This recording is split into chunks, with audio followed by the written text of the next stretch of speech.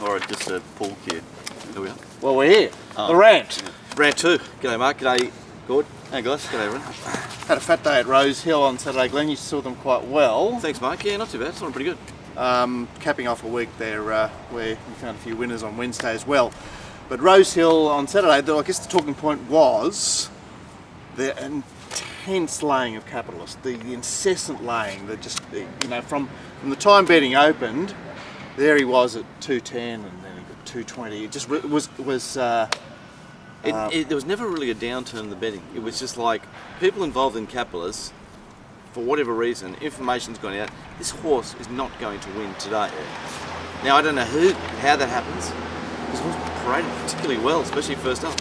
and look, Shin gave him a perfect ride, but the betting was inexorable. It was just, in other words too, it was, this horse is not going to win. Incredible. What do you think, Gord? I can't really. I'm going to lose on that race, obviously, because I back things that keep on blowing, but it got that whiffy that. So you did a good thing. It got that whiffy, ended up. I got out. I just bailed out. I kept backing on the fair and backing up, and then later I could get out of it for a small minus on my money. I said, this is just wrong. Like 278, that was wrong. Anyway, the winner has gone like a bomb. Yeah. Right? It could have been the sort of horse thing I was looking for had it been sort of lightly raced in its second preparation, but it had gone around a bit. Like it debuted at Randwick 12, like in October last year, and then it had another run, and then it went for a break, and then it returned in Melbourne for 3 runs into the Blue Diamond, or 2 runs, and then came back, trialled before the Golden Slipper. It just, it seems to be a horse that's come on big time into its 3-year-old preparation. And I suppose that sort of mob. Well, that's us, mate. Has Capitalist grown or not? As a mature 3-year-old?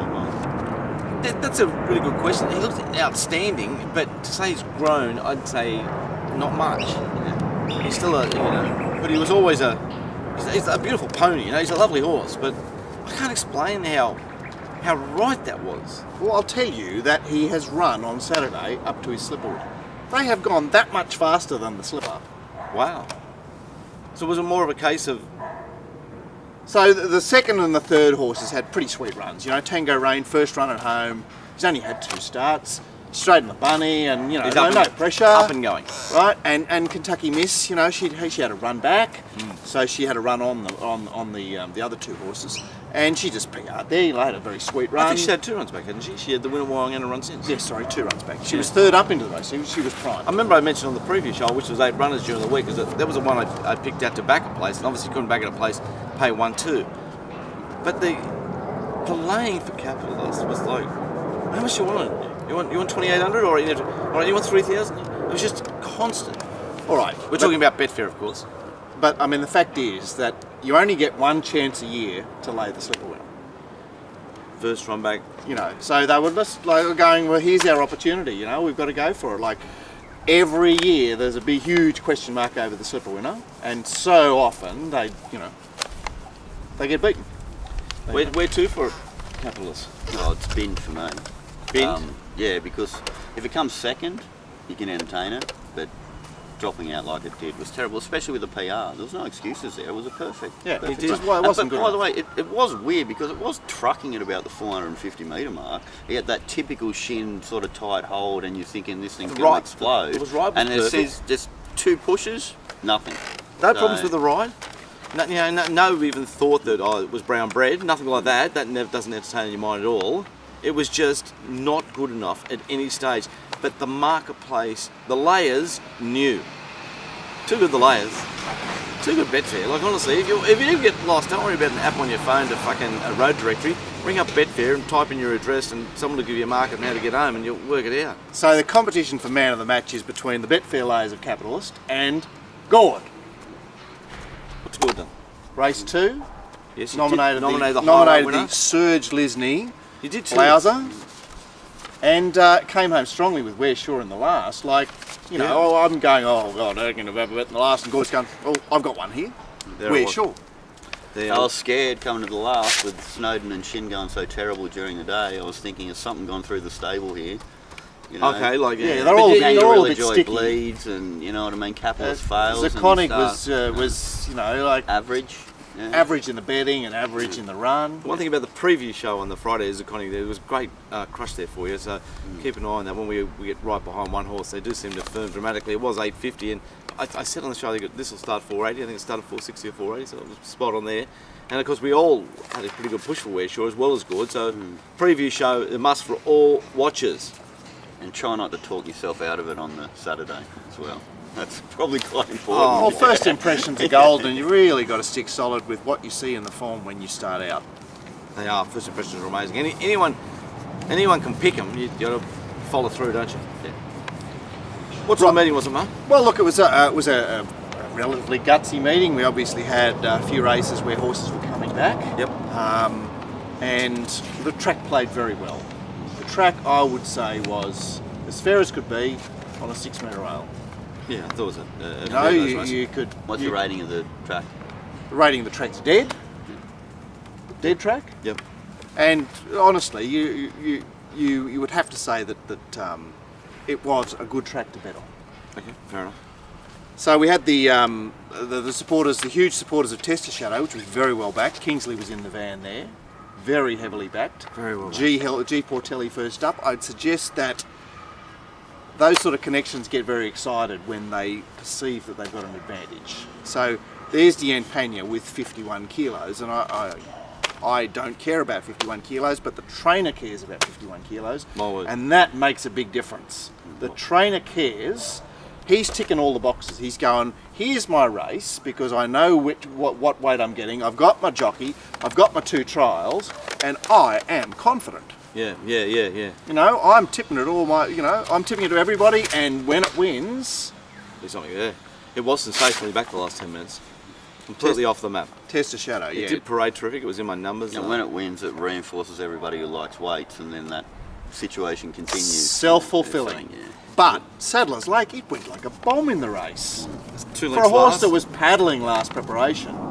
It's funny because when Saddler's Lake, Gord's been coming down there doing the man, there was Saddler's Lake. I said, oh, there's that, look at that. Because I talked to Gord like I'm talking to Dallas. Hasn't he improved? And then Gord goes, how would I know? I've only been here for 2 minutes with you. But he did jump out a little bit. He's come back in great order. That was just a simply awesome return by Sadler's Lake. I'm surprised to see a horse do so well in that situation. And Ruling Dynasty, what are we like? Completely unwanted in the betting. Obviously coming back in just in second up. Yeah, $7.80 to 22s on Betfair. That was an interesting We fight. said in the previous show it looked like it was setting up for something else, so you completely ignore that run. Don't worry about it. Yeah, I'll Go worry for its about it. first run. Go for its form. The second last race won by His Majesty, where Snoopy was heavily backed and then quite heavily laid late. Yeah. You know, it was the street corner tip of all time. Obviously, there was no public trial in the form guide, but apparently he did 2 jump outs down the straight of Flemington. Right. Hawks Runner resuming, T-Berry, and about 4 races into the program, you could hear this whisper about Snoopy. You know, this was going to be all the guys hanging out for a tip were going, well, what do you think about this Snoopy at Big Tip? Big Tip. Yeah, well, it ran particularly well. He did a good job. I think it was disappointing. Do you think so? Yeah. It could have attacked that gap far better than it actually did. A good horse, and the way it was backed, and what they're talking about it being, Yeah. a good horse accelerates through that gap far more efficiently. I agree with you. Well, one of the other mounting yard watchers said that he was surprised how little the horse was. Well, he was typical Moonee Valley winner. Every time I see a Moonee Valley, well, no, I don't want to give too much away about Manning Mark, but they are little horses. I don't know what it is about Moonee Valley. Little circle, man. though. Little circle. So he was. That's why I think, from a mounting yard, I thought he went particularly well. I mean, I had him 4th pick of my numbers and said first time seen, and okay at best. And for him only to get beaten this far, I thought he went particularly well. You're looking at more from how he was backed and the street corner tip, and you thought that he should have taken the run and won. From a mounting yard perspective, I thought he went really well. So what can you see him being potent in? What sort of race do you think, oh, well, this is the right race for him? I think he's up to that type of grade in the Saturday. I think he's the sort of horse that looks like more sticking out of the track will help him. If you get him on a dry track, I want to get stuck right into him. I don't think he'll compete. And what do we make of the race, given that decision time has just whacked away there to be beaten half a length. You know, he's just done his best. Well, Grant Punto's been grabbed from the 600 of the winning post. Like, not grabbed, but he hasn't got a run. He's just, he gets any sort of gap, he trots. No, that's just a race. Yeah. We saw, like you thought with His Majesty on that previous show, this is a horse that needs to be held up, needs everything to go his way, and needs a split to come. So if you're on His Majesty, you got the split, you got the thing. You know, people like me, when they're on a horse like that, I don't get the run. What about Sarajevo? Came in great order. I thought it was an okay run. Yeah, it was. Sort of the way it was run, it got a bit of PR, didn't it? Really. Come but down pressure's the best outside. for it. Maybe you know, it's not sort of a horse you'd be latching onto, is it? Not really, no. Never. And you know, Bishin, like on El Sasso, really gave the horse no chance. Just, you know, you want those horses ridden with cover, ridden relatively quietly, and there he is poking up there 3 deep without cover. I don't know about Blake at the moment. He just, And yet he rode the last winner perfect. like, unbelievably perfect. But he was more dominant 6 or 12 months ago. I think he's just having a little. He's particularly loved up at the moment, which is nice news. The 1800 metre Premier's Cup Prelude, Gunn just had the race sewn up from, I don't know, about after 400 metres after the start. Gun, You know, no one's running better than Gun. There's Marinostro and Orbeck. Orbeck seems to have returned relatively well off 12 months. He's done a good job to He looked race. particularly well. It's been gelded. And so there's Gunn just stalking the 2 leaders, thinking, how good is this? Yeah. He's coming off a very decent return at Rose Hill, and there he is stalking the leaders at a journey that's going to suit him at this stage of his preparation. Ridden perfect. Is he a horse that, I mean, he's PR'd there. Well, where do we go from? Where do Well, we he was go only- with him third He was up? only second up there, so like third up, I still want to be on his side. You know? And what do we make of this Sofin, who I've seen a little bit of in the last 3 years? And Sofin just absolutely drove at the line. Right. Does it tell you something about the race? Possibly. It was a very slowly run race, and yet Sofin has just absolutely attacked the line with vengeance. Yeah, I had a good bet in that race at the 290 a place, Mr. Waterhouse loophole, which was a very, very kind bet. Very friendly feeling all the way down around the back, one out, one back. Ridden perfectly by Ty. It's a G Pollitt special. And the loophole's a bit of a Absolute G Pollis place special, that one. Yeah. It just keeps the turning over, that type of bet. And in that race, Sacred Master was initially wanted and then very much unwanted. Yep. He's a 2 miler from New Zealand. Are they just getting ahead of themselves, like wanting to back him first up, and then the layers took over, and then again on Saturday? I suppose he's just in that stable. They just, go through their routine and they'll find a race, Like 2,500 metres at Flemington, he'll turn up in a Maybe. month's time or whatever. maybe. It's perfect. And we saw Dubai and Style win earlier too, coming off. It doesn't coming off a win give you a bit of. Well, how did it beat Firebird Flyer in the finish? And I'm watching the race thinking Firebird Flyer's won this, and Glenn is on Firebird I've Flyer, and unloaded. he knows. I knew it got beat. You're the only one on the course that knew that it got beat.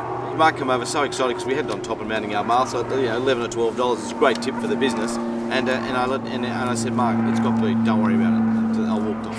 Complete disgust. What can you do? Gun, I think if the 2 horses don't get close, Firebird Flyer wins.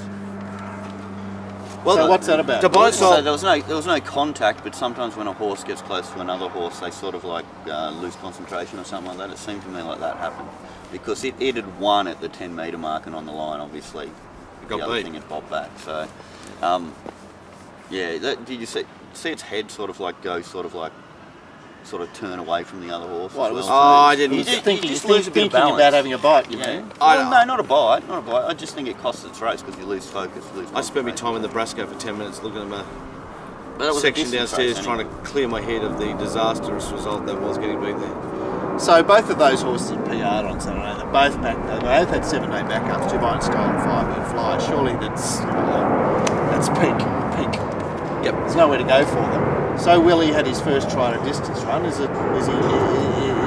he got another go in him, or is he going to find a good track in 2 weeks and just not be fine? I don't know about So Willie. So Willie reminds me of it more than fabulous. Like just a bit of a gunner. And Magical Stance was heavily backed in the race. I didn't really get that because, of course, we'd seen him go round and around and around, and then he'd been restrained back in the field 2 weeks ago when they all tried to take on Kingsley's team wanted to back Magical Stance. I suppose that makes them heavily back because they're trying to get as much money on as they can at the top odds. Well, what's the go? Like, I mean, what's the inside? Why are they backing it like that? Well, they can't back every horse a winner. They've got to have bad selections too, don't they? Yeah, but they rev right up. They did rev right up. It was $8 or $7 into like $5.50 at one stage. Maybe they just, It's about the price range for a distance race, isn't it? it's just a bet, isn't it? It's Kingsley. It's just a bet. It's something to do. Kingsley bets like he farts. Just something you do. And you go, oh yeah, another bet. Oh yeah, another fart. That's good, isn't it? Bet. It's just betting. We need more of them. Oh, do we want? We need more and more. And talking about which, the ATC needs to. We need to promote people in wagering. I don't know why we can't. I don't know why we get more people. But I'll give you a good example. When your on-course patron comes to races, you need to look after your participant. You need to say, look, the food's reasonably priced, which is not. The drinks are reasonably priced, which they're not. And everything is a bit, bar getting everyone in for free on Wednesday, which is thanks to the old Punish show. Everything on course is quite there's no favours in it for you as a consumer. I think that's a fair comment. And I'll give you a good example. Last Wednesday, I was just working away there before the first race, putting my prices that I do into my race book and writing them down. Anyone see me out there doing that in another world? And I didn't tell either of you two. Oh, mate comes over, me, regular race guy, goes, oh, Glenn, can you help me with this thing over here? And I said, oh yeah, what is it? Oh, this ATM. I said, oh, sorry, mate, never got any money in the bank. I wouldn't know about ATMs, but that's a whole nother story. So over at the Canterbury ATM, did you realise you can only get out $200? And I said, no, I didn't realise that, old mate. I thought maybe it's something to do with the Gambling Act, or maybe they, like the G line, like responsible gambling. Maybe just can only get $200. And I thought, maybe it's that. It does seem like a small, what are you going to have, one bet of 100 each way? And he said to me, oh no, you can get $200 out as many times as you like, but it's just that it's $2.50 a go. What? That's exactly right. I said, what, you can get $1,200 out. He said, if you want to spend $15, you can. And I thought, wow, how did the ATC get involved with a racecourse cash provider that charges you 1.1% on your money, and you can get as much as you fucking like out? Isn't that wrong? Well, you're supposed to be encouraging turnover too, aren't you? Well, it's hardly encouraging turnover. How many blokes go out there with 1,000 in their wallet, they've done it by race 2, and they want to reload? And they've got to go over reload as much as they want. They've got to go to the ATM. Not only is it just $2.50 to go, you've got to put your key in 5 times. Opposite. A bank will give you 1,000. I reckon the ones at the racetrack should give you 5. Because you need cash out there, don't you? Yeah, that's right. You know what I mean? It should be the other way around. And I think if you want to get, if they're going to give you $200, I think that there's some coins should drop it. They should give you $2.50 for getting the money out. Yeah. So look, ATC, look at your provider in Canterbury. I don't know if all the ATMs on track and all this. This was just the one in Canterbury, but it's just fucking wrong. It's just not right. So whoever in the office there, working away, probably worked at DJ's once. Oh, we'll let him get 200. Oh, that suits us. It's just no good, and it's not fair. And the $2.50 is a disgrace. But like the old mate said to me, because I'm thinking, oh, it must be something to do with legislation. You're only allowed to get $200. And the look on his face said, oh no, I can get it out as many times as I like. I just wanted to fucking vomit. That is legless. That is hideous. God, you've spent time at the track recently, whereas you've spent a long time off the track. Well, what you got any insights for the? For people that want to come out, or people that you're the typical corporate bettor that come from. You've gone from the leather undies on the lounge. I have. Now you've had to throw the jeans and shirt on. My lounge is missing me. Yeah, you've primed up on there. Now you're out there. Any fresh insight? Well, I think there are angles to make money. Watching you guys out there is good. You can pick off a price. So, I'd look at Top, Clark or SP or whatever. You can get so much better than that with the bookies. My word, you can. But you also don't want to get carried up with all the emotion and stuff that goes on out there. It seems to me a lot of people out there, because they're in this group or herd environment, it's all emotion. And I think they don't think properly when they're out there, or I find I don't. You know what I mean? Like, it might when be people are going on it, for you. The Capitalist is a bad example, but for me, if I'm at home, I'll probably lose more money on the race, but I'm saying I like to disagree with the market, because in some way, shape or form, if you're going to make money, you have to disagree with the market. That's what you got to do, isn't it? You got to back yourself. You got to back yourself. And sometimes when you're out there, you can sort of get a little bit confused. But then, I've heard you guys on the show talk about Sandro. Like, what a legend he is. Seriously, great asset to early on, Holding 100,000 a metre. you know, 20 minutes before the race, and he's $8, and the best you can get elsewhere is $5.50. And Like, bet- what a fantastic I bloke. bet you to win having a 3,000. go. Yeah, Having a go, It's brilliant. trying to get them all in. Get I another have- 5 of him out there, and imagine how vibrant it'd be. I have a It'd stack Well, of- yeah, really but there's no room rejuvenate. for 5 of him. There's only room for 1 of him. He's against the tide, Yeah. and that's because. Yeah, but if there's other people against the tide, instead of 8s, he's 9s. They're 8s. But Keep but it it's going. like people used to say, I wish we had more Mo Conlons. Yeah. And so bookies try to be Mo Conlon, but there only be one Mo Conlon. Like, I'll give you a good example, Sandro. I have a lot of good bets with Sandro, and he knows that. But like, because he plays early, you can make mistakes, which suit him and help his book. A great example was Wednesday, John Thompson Stayer. What was it? Sign rider or signposted. Signposted. 550 Leo learned better the bet. I did have $1,000 on it with Sandro at 370. He makes moves early. Yeah, yeah. And it lined up at 380, 370 on the fair, and I'd marked it 5 to 2. I had a good feel for it. I said, I'm taking the 370. Now, what that did was it was a mistake by me, but it made his book great. And then I have bets with him that might make his book bad, but he plays a game. Yeah. I'll bet you bet me, we'll bet. And it's all volume, and he should be rewarded in some way. Well, I think he is rewarded, isn't he? Like he's out No, there. I mean he should be promoted more by Acknowledged. clubs. Like, you know, Sandro, we're looking at the odds here. Someone in the ring should say, look what a good, you know, you can have What a free good service he have free provides. stand fees for 6 months to try and promote someone like this. Like, He's an ornament to the ring. You could advertise to the gambling community and give examples of odds he could have taken if he went to the track. Yeah, You know what I mean? There's none of that done, let's is there? let's have You a know, few this screenshots is the up best there. your corporate's offered. This is the best you can get on Betfair. This is what this bookmaker was offering at a particular time. Why not let people know about that? You know, It's fantastic. Because when I first went out there, I was thinking I just want to get out of here as quick as possible because I want to get back to my lounge and my computer. You'll change. But I got a bit of more of a feel on Saturday that there might be a couple of angles out there. There's So, angles all the time, and people at home in your leather undies on the lounge, get out to the track, like come and join us. It's a battleground, but it's. Well, you get to fantastic. talk to other people that are interested in what you're doing as well. Like, Yeah, it's a community. It's a network. I was talking to a mate and I said, I'm starting to worry about myself. This is when I was just at home all the time working. I'm starting to talk to the dogs. And he said, Gordo, you don't have to worry until they're talking back. End of part 1. What about that ATM? Sorry, I left that for you.